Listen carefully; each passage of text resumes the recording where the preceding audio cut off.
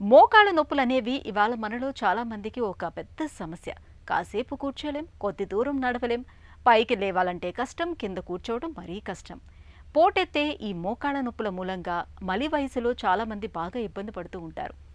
మోకాళ్ళలో గుజ్జు తగ్గిపోవటం, వయసుతో పాటు కీళ్లు అరిగిపోవటం వల్లే మోకాళ్ళ నొప్పులకు కారణమని చెబుతారు డాక్టర్లు.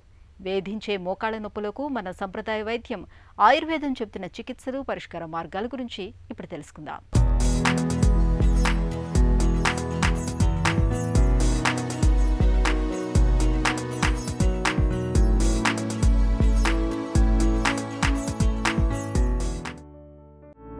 మోకాళ్ళ నొప్పుల్ని ఆయుర్వేదం ఆమవాతం, సంధివాతంగా చెబుతుంది.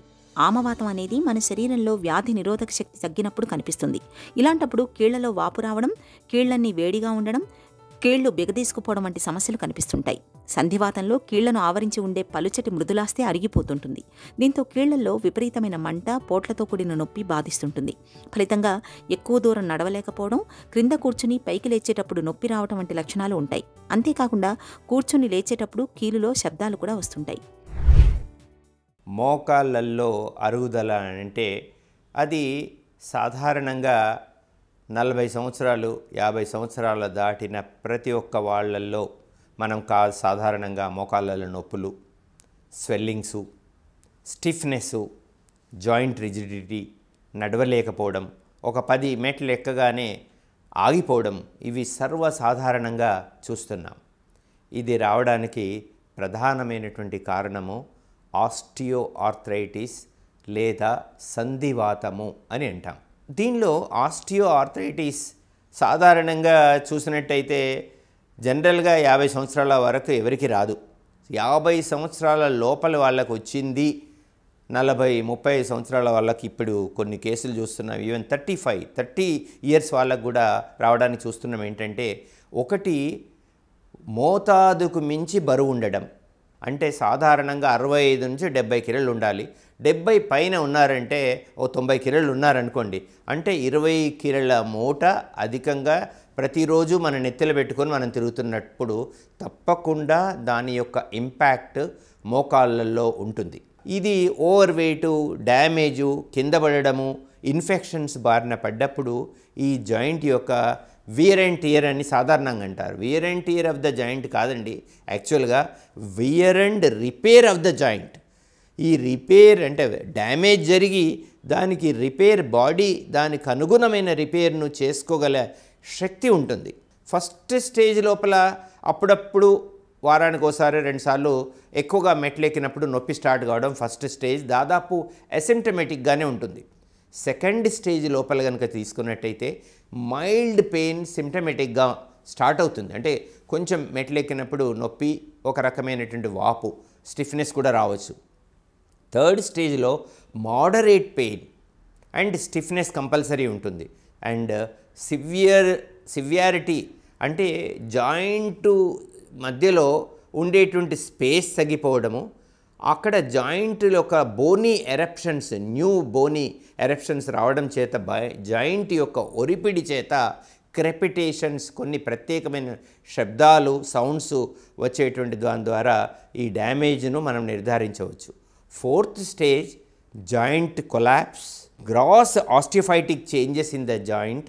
సింపుల్ ఎక్స్రే ద్వారా ఈ జాయింట్ స్పేస్ తగ్గిపోయి గ్రాస్ ఆస్టియోఫైట్స్ వచ్చి జాయింట్ యొక్క మొబిలిటీ పూర్తిగా తగ్గిపోయినప్పుడు ఇది దాదాపుగా నీ జాయింట్ రీప్లేస్మెంట్కు పోవాల్సినటువంటి అవకాశం ఉంటుంది. పోటెత్తి మోకాళ్ళ నొప్పులకు ఆయుర్వేదం తనవైన కొన్ని ప్రత్యేకమైన పరిష్కారాల్ని చెబుతుంది. వెల్లుల్లి ముద్దను 2 చెంచాల పరిమాణంలో తీసుకుని నువ్వుల నూనెతో కలిపి రోజుకు 2 సార్లు వేడి నీళ్లతో తీసుకుంటే నొప్పుల నుంచి మంచి ఉపశమనంగా ఉంటుంది. అలాగే అరకప్పు శొంఠి కషాయానికి 2 చెంచాల ఆముదం కలిపి రోజుకు 2 సార్లు తీసుకున్నా మంచి ఫలితం కనిపిస్తుంది. 1/2 చెంచా శొంఠి, 1 చెంచా నువ్వులు, 1/2 చెంచా బెల్లం, ఈ మూడింటిని ముద్దగా నూరి రోజు 2 పూట్ల తీసుకుంటే మోకాళ్ళ నొప్పులు బాగా ఉపశమిస్తాయి. వీటితో పాటు మహానారాయణ తైలాన్ని కీళ్ల మీద పైపూతగా మర్దన చేస్తుంటే నొప్పులు పోటెత్తకుండా అదుపులో ఉంటాయి. మొదటి 2-3 స్టేజ్లలో ఉన్నప్పుడు మీరు గనక స్వర్ణగుగ్గులు లాంటి ఆయుర్వేదిక్ డ్రగ్స్ను కానీ, మహాయోగరాజ గుగ్గులు లాంటి ఔషధాలను కానీ కనకలేపమైనటువంటి ప్రత్యేకమైనటువంటి ఆయింట్మెంట్ను రోజు 14 రోజులు కానీ సివియారిటీని బట్టి నెల రోజుల వరకు ఆ లేపాన్ని పూసుకున్నప్పుడు తప్పకుండా ఈ యొక్క ఇన్ఫెక్షన్ కానీ దాని డీజనరేటివ్ చేంజెస్ ఫర్దర్గా పోకుండా ఆపడం అవుతుంది. ఇంకా మోడరేట్ నుండి సివియర్గా రాబోతున్నప్పుడు మేము సమీరపన్నగరస్ 1 గ్రామ్, రససింధూర 1 గ్రామ్, మహావాత విధ్వంసిని రస్ 20 గ్రామ్స్, చోపచిన్యాది లేదా అశ్వగంధ చూర్ణం చేత దీన్ని ఒక పౌడర్ ఫామ్లోకి చేర్చి 1 మంత్ ఇచ్చినప్పుడు దాదాపు 2-3 మంత్స్ ఇది వాడినప్పుడు ఖచ్చితంగా without any analgesics and anti inflammatory drugs మీకు same impact without any complications మేము చేస్తాం. ఇది కాకుండా ఈ సివియారిటీ మీ కంట్రోల్ కానప్పుడు ఆయుర్వేదము ఒక అగ్నికర్మ థెరాపెటిక్ కాటరైజేషన్ అనేటువంటి ఒక ప్రత్యేకమైన విధానాన్ని చెప్పింది. ఈ విధానాన్ని కూడా ఎప్పుడు చేయమన్నారంటే సుశ్రుతుల వారు దాదాపు ఆయన 3000 సంవత్సరాల క్రితమే కాపర్ శలాకాలు కానీ ఐరన్ది కానీ సిల్వర్ది కానీ బెస్ట్ శలాక స్వర్ణంతో చేసినటువంటిది.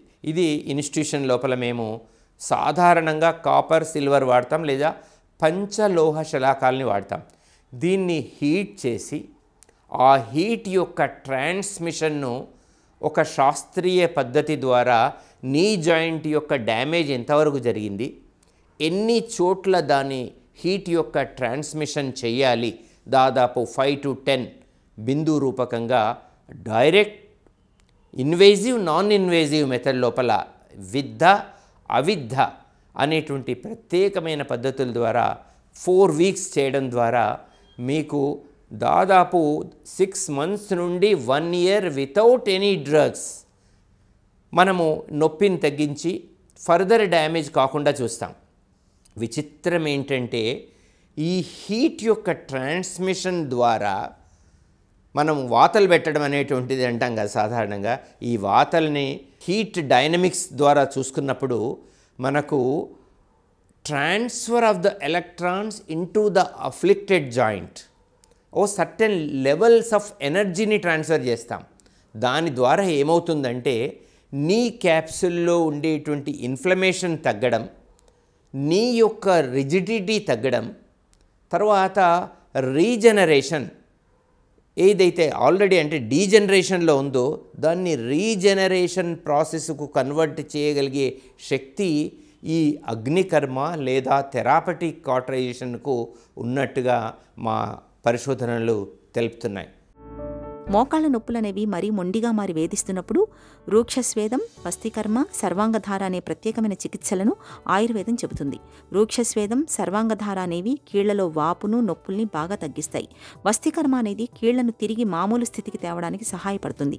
ఈ చికిత్సలతో పాటు నిత్యం కాసేపు సైకిల్ తొక్కడం, ఈత కొట్టడం వంటి మోకాళ్లపై భారం పెంచని వ్యాయామాల్ని సాధన చేయడం మంచిది. ఇలా అన్ని రకాలుగా తగిన జాగ్రత్తలు తీసుకోవడం ద్వారా పోటెత్తే మోకాళ్ల నొప్పులను చక్కగా అదుపులో ఉంచుకోవచ్చు.